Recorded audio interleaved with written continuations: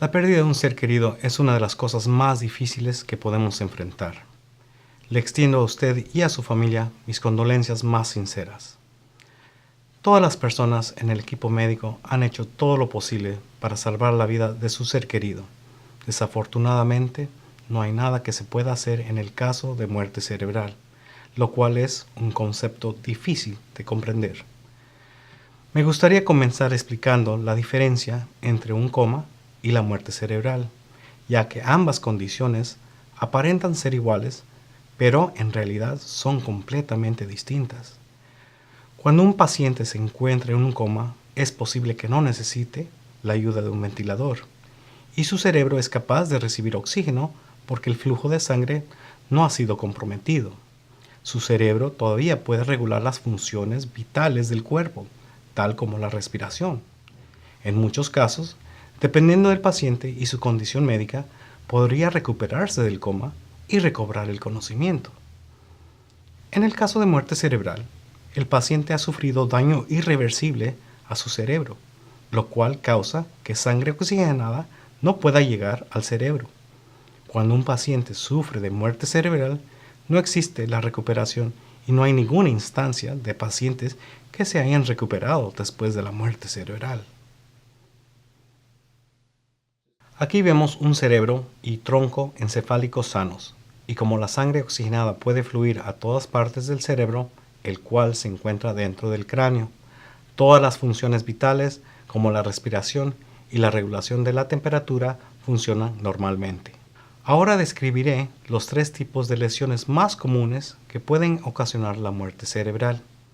El primer ejemplo, trauma al cerebro, puede ser ocasionado por una lastimadura severa, como un golpe fuerte a la cabeza, un accidente de auto o una herida causada por bala. Un cerebro también puede sufrir de una herida interna, como un paro cardíaco o un aneurisma, cuando los vasos sanguíneos se rompen dentro del cerebro. Otra causa de muerte cerebral puede ser de anoxia o isquemia, cuando un paciente ha sufrido de un ataque al corazón, una sobredosis de drogas o ahogamiento y ha podido ser revivido artificialmente, pero no antes de que la falta de sangre oxigenada al cerebro haya causado la muerte cerebral. En todos los casos, como vemos aquí, el cerebro responde a la lastimadura hinchándose como otras partes del cuerpo lo harían. Y porque el cerebro se encuentra dentro de un cráneo duro, esto significa que no hay espacio por dentro para aliviar la presión. A medida que aumenta la presión, el cerebro comienza a empujar hacia abajo sobre el tronco y las arterias principales, parando por completo el flujo de sangre al cerebro. Sin oxígeno, las células del cerebro comienzan a morir inmediatamente, causando el paro de todas las funciones del cuerpo reguladas por el cerebro.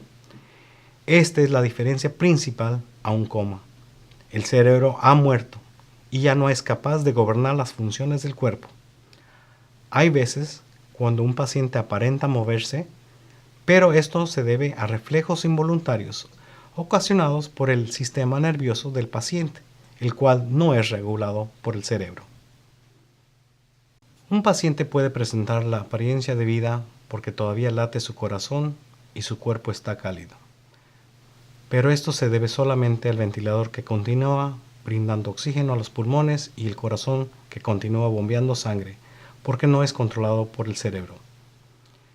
Sin el ventilador, el corazón no podrá recibir sangre oxigenada y este y los demás órganos fallarán rápidamente al desconectar el ventilador.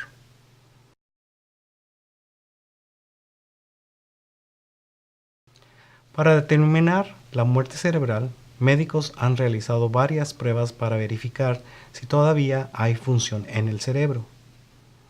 Intentos de estimular reacciones con luz brillante en los ojos, provocando la reacción de toser y el reflejo del vómito y observando reacciones con agua fría han brindado resultados negativos.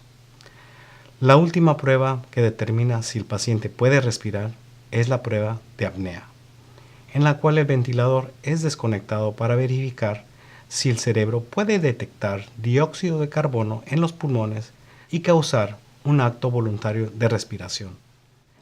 Demostró que su ser querido no es capaz de respirar por su cuenta.